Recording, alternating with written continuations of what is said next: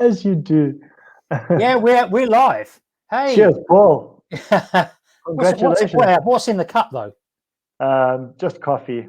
All right, okay. Yeah. No, Next time we'll have next time we'll have a shot of tequila or something inside. But okay. no. Just Sounds coffee. good. Yeah, you got to have the odd one. Anyway, welcome to the Health Angle. This is our first live together.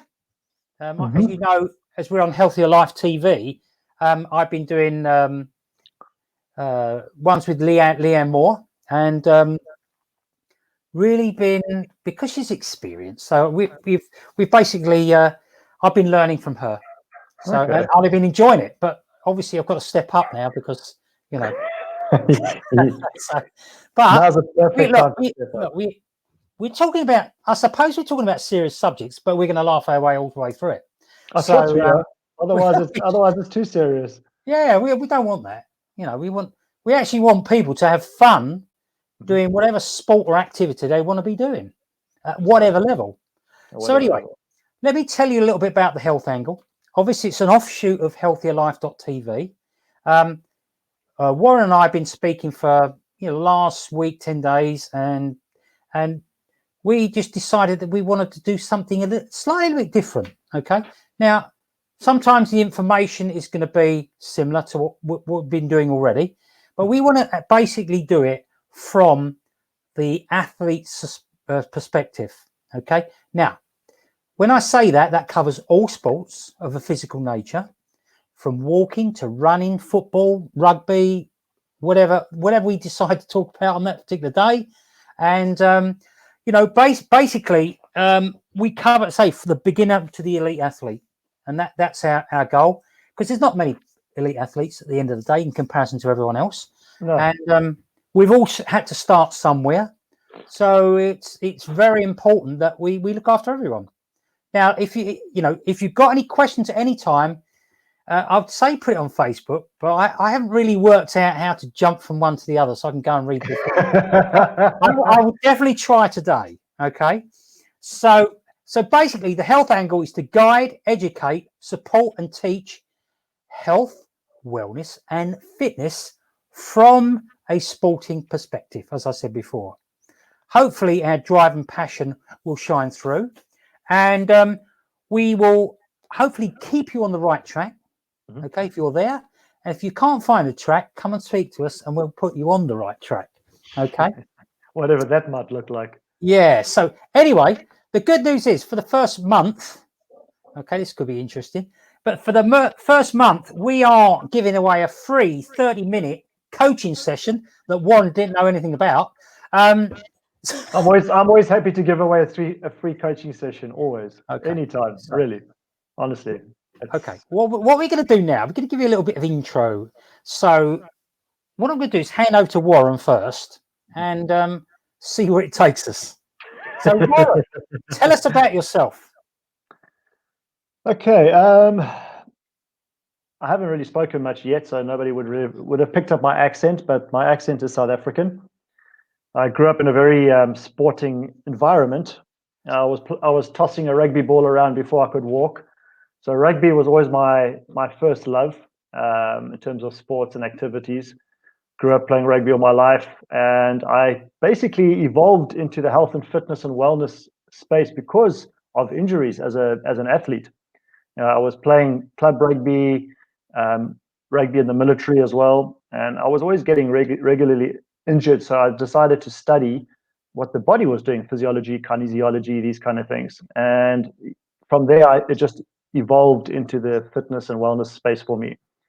And I've been doing this now for 20 years. I've worked with professional athletes. I've worked with paraplegic athletes. I've worked with the common person, the average person on the street, Joe Soap, so to speak. And yeah, I mean, I'm a coach as well. I'm a neurolinguistic coach. So when I work with people, I typically work with them from a mental side as much as from a physical side.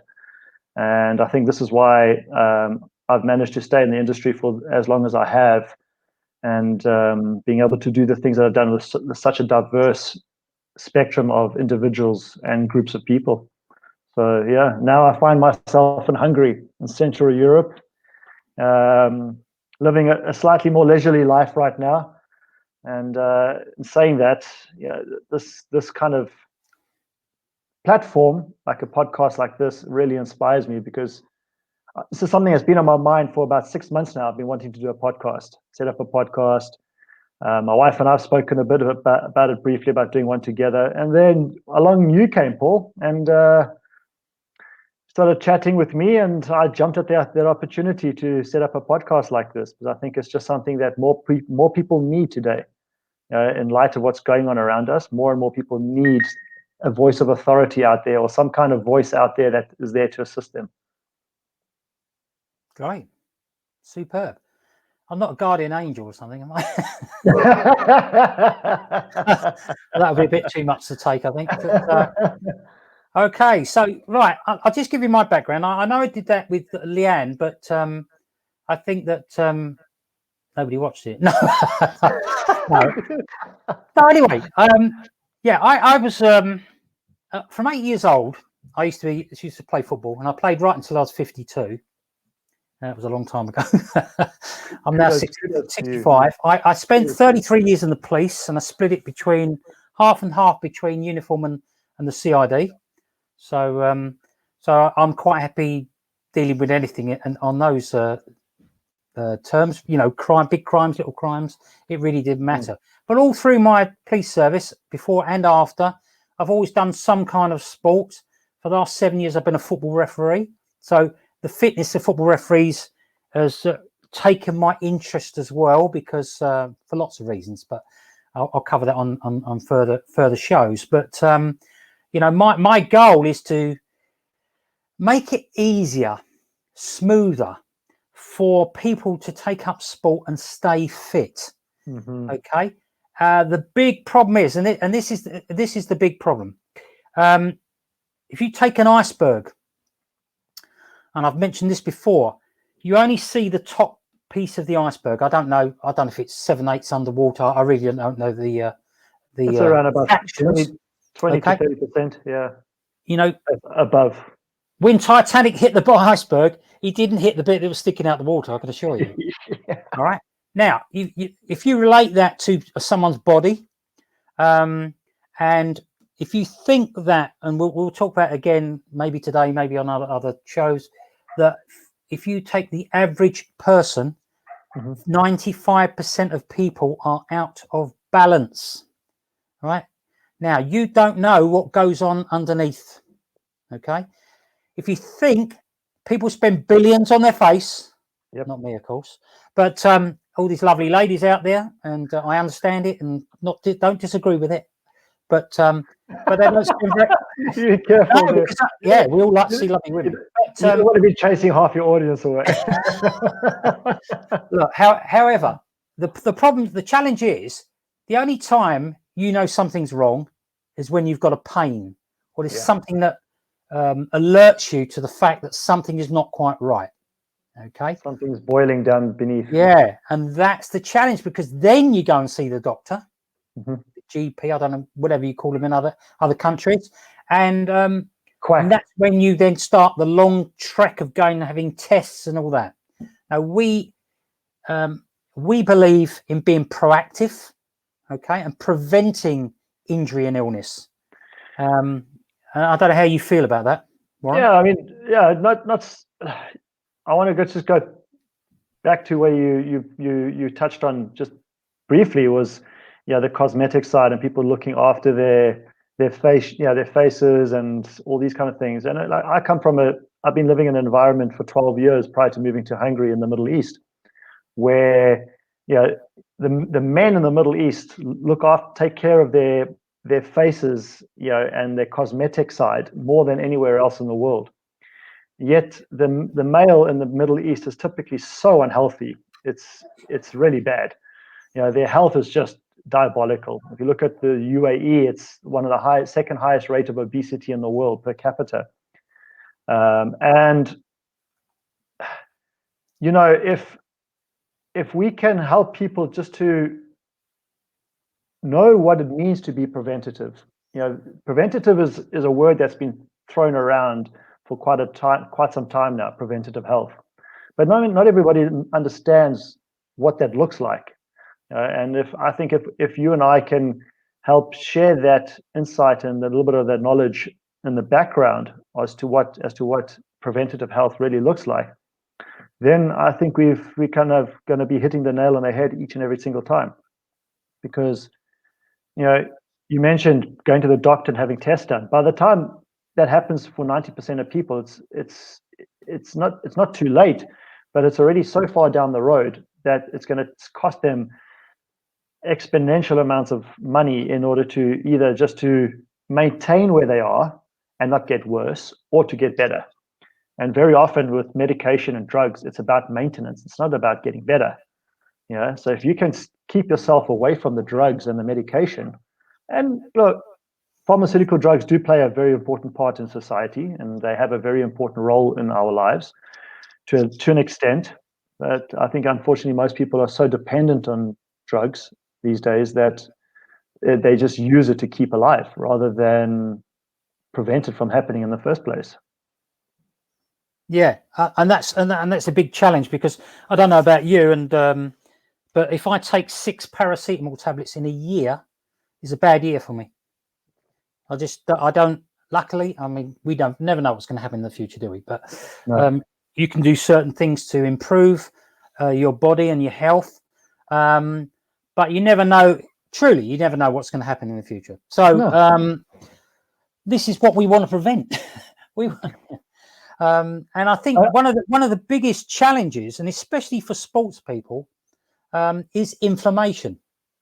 This is, without doubt, the biggest challenge there is.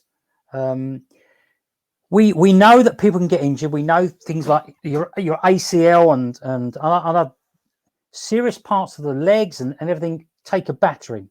Okay, so the idea is, if you do all you can to do things like warm up and warm down, train properly, eat properly, don't forget the fluids, the sleep, and we can go home now. But but the truth is, and even athletes get it wrong. They lose the habit of doing the right thing. It's athletes are inherently lazy when it comes to looking after themselves. They just want to get out of the field and play the sport. That's all they want to do. So when it comes to the training and all that kind of stuff, they're inherently lazy. There's very few athletes that are that disciplined enough to really take all the measures that they should. And I've heard it throughout my career, is that up until recently, that is, in the last year or so, when I really found many answers to the questions that I had. Prior to that, people were saying, why do you do sports if you always got niggles and injuries and all these kind of things? Not really understanding, even at that level that I've been at for so long, the implications of chronic inflammation on the system, not just the isolated areas, on the system. The unhealthy individual, the person that doesn't partake in sports, even as a weekend athlete or whatever, they don't experience those niggles and aches and pains because their body's not being forced to flush out those toxins. Because this is what exercise does, right? It flushes out all those toxins. So the body's not being forced to do that. And because of that, as a consequence, they don't feel those niggles and aches and pains until the day happens, when one thing happens, they have a bad fall, or they knock themselves, or they get sick, and then all of a sudden it's just it's a snowball effect on the way down. Whereas for athletes, even the experienced, knowledgeable ones, they are still experiencing this chronic inflammation you're talking about. And it's the only reason being is because they're not dealing with that, which is the root cause. So they still feel the niggles and the pains and the aches and these kind of things. You mentioned your age. I'm 47. I'm 48 this year, and I feel in great shape. Well, I wish I was 48. Yeah. But I'm the fittest 47-year-old I know. And it's just it's a great thing to be in. Yeah. So this is the dichotomy, though, Paul. This is the dilemma that people face. It's like, they see athletes experiencing aches and pains, and they think, well, why do I want to go do that? So they don't.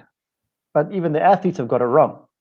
Primarily, not all of them, but primarily the athletes have got it wrong. I think it also depends on the level of athlete, and if they're elite athletes, then things like UK athletics, they take care of all that, and they make sure that they're receiving the right treatment, the right food, and obviously there's certain things they can't take, and Yes. That's important also. But yeah, I mean us normal people, Us normal folks, yeah. us normal folks, right? We need something as well, okay? And this is to bridge the gap. This show is to bridge the gap for the sports people, so that if they need to ask a question, they can put it into the health angle, which is the Facebook page, or I can put it on Healthier Life TV. As long as it will come to the same place, it will come to me, and if I need to ask Leanne or you, or then I will do so, and I will, and that's the way it is. I mean, because we all need answers. We can't spend all our time on Google or going to a sports clinic all the time, because it works out expensive. Good old Google. And well, what do people do when they want to know something? It doesn't necessarily mean it's right, but they do. They go to Google. Uncle Google. Uncle Google, yeah. And I always remember growing up as a kid, there's always that one uncle in the family that just spoke the biggest amount of BS. Yeah. No matter what, there was always a family. Every family has that uncle, and this is what I look at as Uncle Google. It's not always BS, but very often people go looking for the answers that they want to find, and no matter what you do, you will find the answers that you're looking for if you want to really find the answers that suit you. So yeah, this is where it's wrong. It can get wrong. Yeah. Well, look, I'm age 65. Okay. And basically, I could referee every day without any aches and pains. Now, good for you, man. Okay. 3 years ago, wasn't the case. So in the interim, I've done something right. Okay. Now I'm not going to tell you what I've done. If you want to know, you can ask me. But that's not the purpose of this show. The purpose of this TV, whatever you want to call it, Facebook Live, is to assist you and guide you and teach you and push you in the right direction. At the end of the day, you will do exactly what you want to do. Either you'll go out for a walk or you won't. Either you go swimming, maybe not at the moment, but or you won't. Unless you have a pool. There are some things you can do. Yes. You can keep on the move. It's all about being on the move. Okay. But there are things that are going to happen to your body on an everyday basis that you need to take care of. Now, a vast percentage of the people, I don't know what the percentage is, do not care, or they're not bothered, or they're indifferent. I just want to sit in front of the boob tube and sit on the sofa and watch Netflix. Now, don't get me wrong, I watch Netflix and things like that, but I don't do it very much of it. Okay, and I watch specific things. But you've got to think about what you're taking in, the food. What's the food doing to you? Well, food is there's multiple sources of food, right? Absolutely. Food is the words we speak to ourselves. Food is the substances we consume orally. Food is the information that we're receiving from Netflix or the television or wherever. Uncle Google. That's food. And so it all depends. A family member. I thought it was Uncle Bulgaria, but Uncle Bulgaria.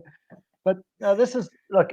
I mean, Paul. As much as we have got to know each other over the last month or so, and prior to that, we've been in each other's space for about a year.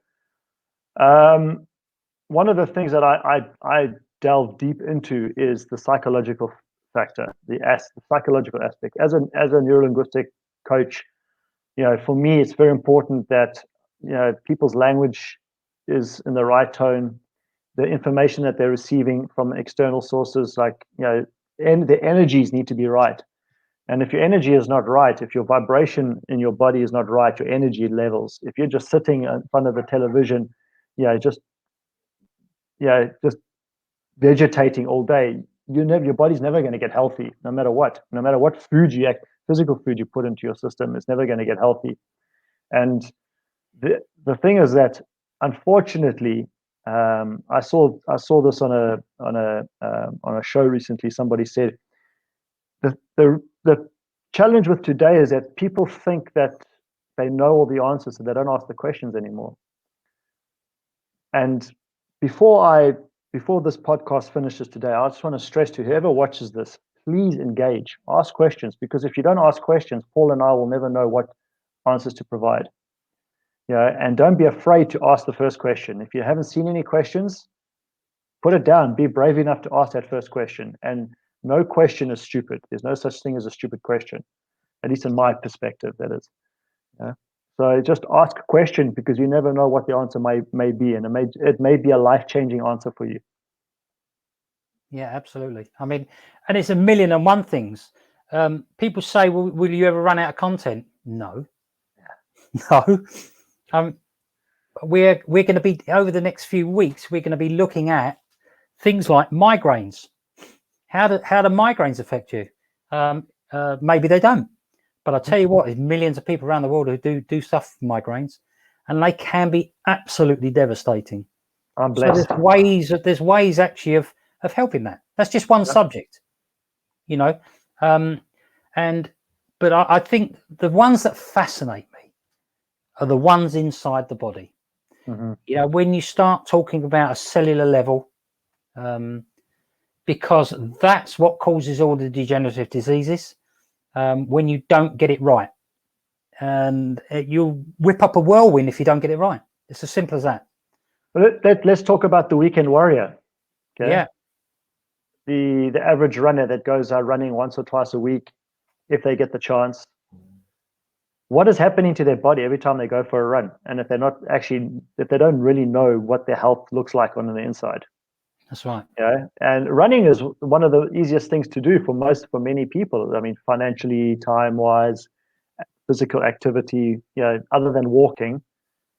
But the impact that's been put on their body from running 1K, 2Ks, 10Ks, whatever that might look like for them personally, is the impact that they're putting on their bodies, the stress that they're putting on their body it's huge. But people don't understand how then they come home, and then the next day there's like, oh, my back hurts, my knees hurt, my bum hurts, everything hurts. But if they understood what was going on inside their body just a little bit better, all you need to know is 5% more information, and you are already an authority.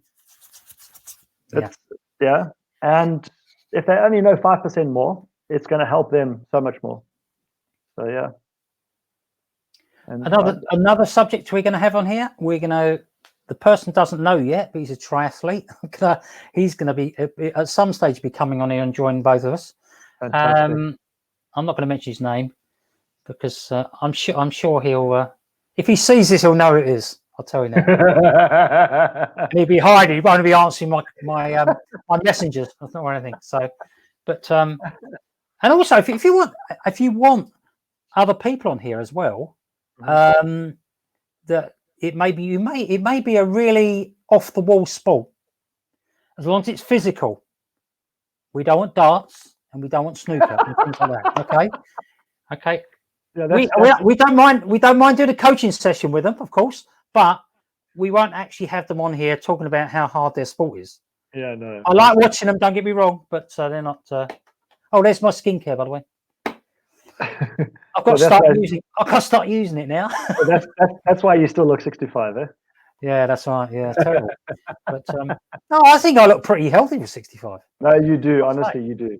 And the good thing is that I think I'm all right from a distance.